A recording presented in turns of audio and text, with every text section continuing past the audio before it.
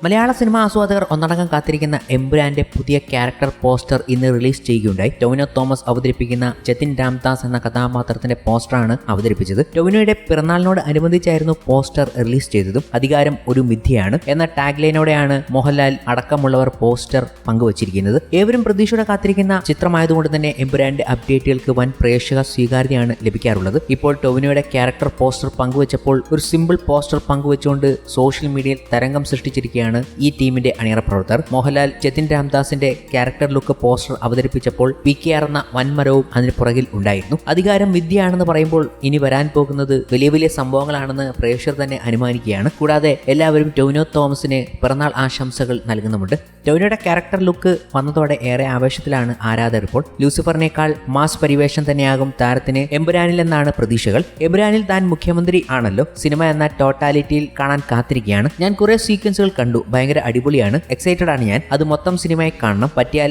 അന്നത്തെ പോലെ എനിക്ക് രാജുവേട്ടനും ലാലേട്ടനും ഒക്കെയുള്ള ഒരു തിയേറ്ററിൽ സിനിമ കാണാനായാൽ ഗംഭീരമാകും എന്നായിരുന്നു എമ്പുരാനെ കുറിച്ച് ടൊവിനോ അടുത്തിടെ പറഞ്ഞത്. വലിയ വലിയ ബോക്സ് ഓഫീസ് റെക്കോർഡുകൾ മുന്നിൽ കണ്ടുകൊണ്ടാണ് എമ്പുരാൻ എന്ന ചിത്രവുമായി അവർ എത്തുന്നതും. ഈ ഒരു ചിത്രത്തിന് അങ്ങനെ ചില റെക്കോർഡുകൾ ഭേദിക്കാൻ കഴിയും എന്ന ആത്മവിശ്വാസമുണ്ട്. ലൂസിഫർ എന്ന ഗംഭീര ചിത്രത്തിന്റെ സെക്കൻഡ് പാർട്ടായി എത്തുന്ന എമ്പുരാന് അതിനൊക്കെ കഴിയും. എന്നാൽ ആ ബോക്സ് ഓഫീസ് യുദ്ധങ്ങളിൽ ഇപ്പോൾ വിജയിച്ചു നിൽക്കുന്നത് മോളിവുഡിൽ നിന്നും മാർക്കോ എന്ന ചിത്രമാണ്. ക്രിസ്മസ് റിലീസായ തിയേറ്ററിൽ എത്തിയ വൻ വിജയം സ്വന്തമാക്കിയ ചിത്രമാണ് മാർക്കോ. ഉണ്ണി മുകുന്ദൻ നായകനായി എത്തിയ ചിത്രം സംവിധാനം ചെയ്തത് ഹനീഫ് അദീനിയാണ്. മലയാളത്തിലെ മോസ്റ്റ് വയലന്റ് ചിത്രമെന്ന ലേബലോടെ എത്തിയ മാർക്കോ ബോക്സ് ഓഫീസിൽ മിന്നും പ്രകടനം കാഴ്ചവെച്ചിരുന്നു. നിലവിൽ തിയേറ്ററുകളിൽ പ്രദർശനം തുടരുന്ന ചിത്രം വീണ്ടും ഒരു നാഴികക്കല്ല് പിന്നിട്ടിരിക്കുകയാണ് എന്ന റിപ്പോർട്ടുകളാണ് വരുന്നത്. ഇപ്പോൾ 450ഓളം സ്ക്രീനിൽ പ്രദർശനം തുടരുന്ന ചിത്രം ആഗോളതലത്തിൽ 115 കോടി ബിസിനസ് നേടിയെന്നാണ് നിർമ്മാതാക്കൾ ഔദ്യോഗികമായി അറിയിച്ചിരിക്കുന്നത്. ഉണ്ണി മുകുന്ദൻ തന്നെ പുതിയ അപ്ഡേറ്റിന്റെ ചിത്രം പങ്കുവച്ചിട്ടുണ്ട്. മലയാള സിനിമാ ചരിത്രത്തിൽ ആദ്യമായി ഒരു A സർട്ടിഫിക്കറ്റ് നേടിയ ചിത്രം 100 കോടിയിലധികം കളക്ഷൻ